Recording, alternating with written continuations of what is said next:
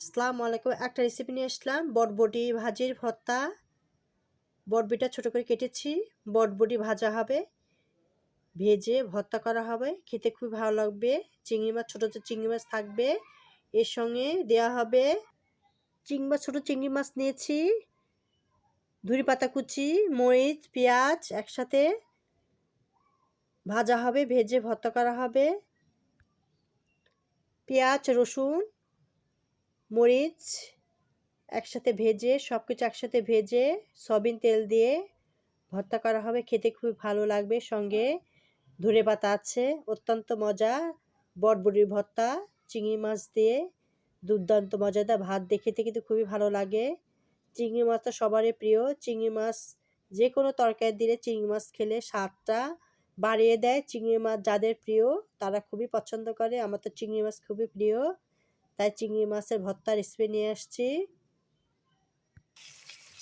সব কিছু দিয়ে ভাজা হবে।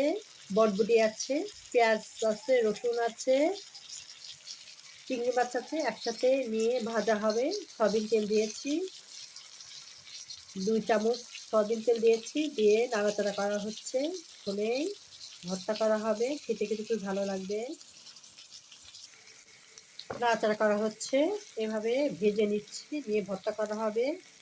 খেতে খুবই ভালো লাগবে। কাঁচা পেঁয়াজ দেওয়া হবে, ধনেপাতা দিয়ে দিব, দিয়ে একসাথে আবার ঢাকনা দিয়ে সিদ্ধ করা হবে। ঢাকনা দিয়ে দেবো। এখন নাড়াচাড়া করার পরে ধনিয়া পাতা দিয়ে দিচ্ছি, ভেজে নিব, তাহলে খেতে আরো ভালো লাগবে। আমি ছোট মাছ দিয়ে রেসিপিটা করেছি, আপনাদের বড় মাছ থাকতে বড় চিংড়ি মাছ দিয়ে করবে।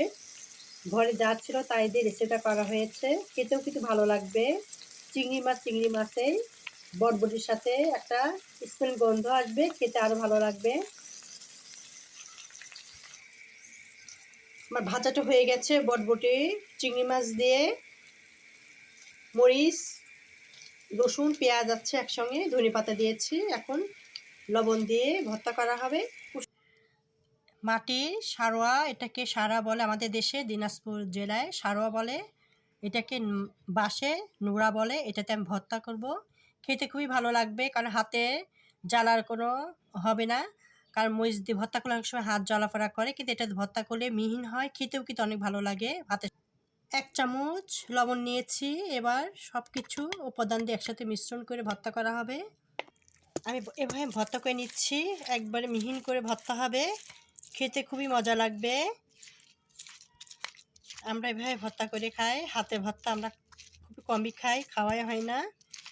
এভাবে আমরা ভর্তাটা চল বেশি। এভাবে আমরা করে খেতে অভ্যস্ত। খেতেও ভালো লাগে। যে কোনো জিনিসটা মিহিনও হয়, ভর্তাটা ভাতের সাথে খেতেও ভালো লাগে।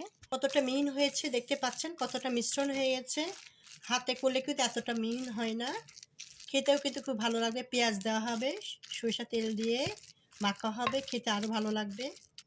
পেঁয়াজ দিয়েছি এবং সরিষা তেল দিয়ে মাখানো হবে, খেতে আরও ভালো লাগবে। বটবটি ভর্তা চিংড়ি মাছ দিয়ে রেসিপিটা কমপ্লিট হয়ে গেছে। দেখতে পাচ্ছেন কত লোভনীয়, খেতে কিন্তু অনেক মজাদার, মিহিন হয়েছে। খেতেও কিন্তু ভাত দিয়ে খেতে অনেক ভালো লাগবে।